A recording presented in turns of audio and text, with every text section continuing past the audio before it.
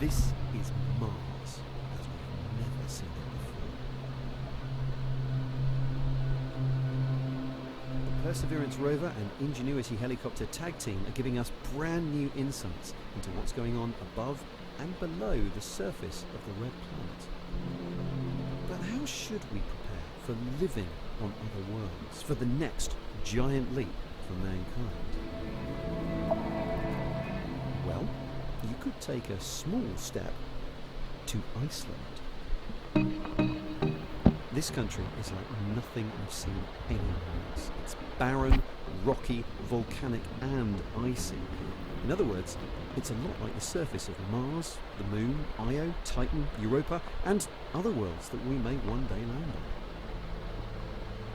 And that's why, over the summer, a group of researchers brought a mock-up spacesuit here to investigate what it might be like to perform extraterrestrial missions in the future. Scientists call landscapes which are analogous to other planets analogues. And Daniel Lieb and Gunnar Gudjonsson are trying to promote Iceland as a place to do this kind of research. So they formed a two-person operation that they are calling the Iceland Space Agency. Iceland has some of the most diverse set of terrestrial analogues in close proximity to one another that exist anywhere on the planet. So you could be in Mars and then you could drive down the road and you could be on something similar to the Moon. That's right. In 1965 and 1967, the original Apollo astronauts came here to Iceland because they believed that the terrestrial analogues that exist just north of Vatnajökull Glacier around Askja volcano would be most similar to where they would be landing on the surface of the Moon. And when those astronauts eventually landed on the Moon, they realized, wow, this looks a lot like Iceland. Need to go all that way then.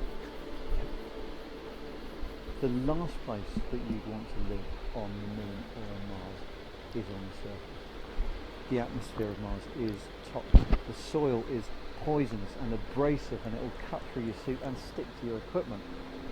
So if you want to live on the Moon or Mars, the best place to do it is underground.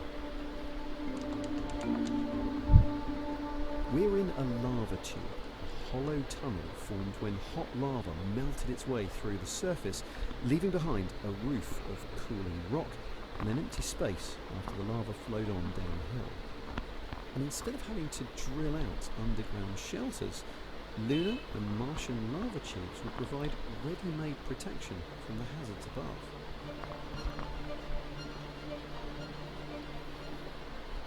Next, Daniel is keen to show me another terrestrial animal. We're going under the ice to an environment with very different challenges. Finding frozen water is fundamental for long-term human exploration on either heavenly body.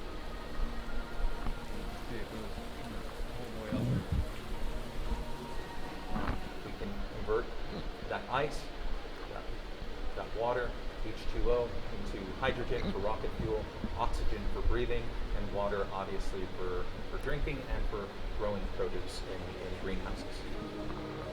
Iceland's not even the most extreme place on this planet, and yet it's so harsh.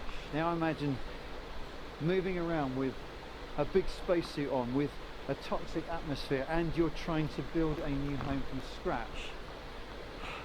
The people that do it, they are going to be heroes. See you later.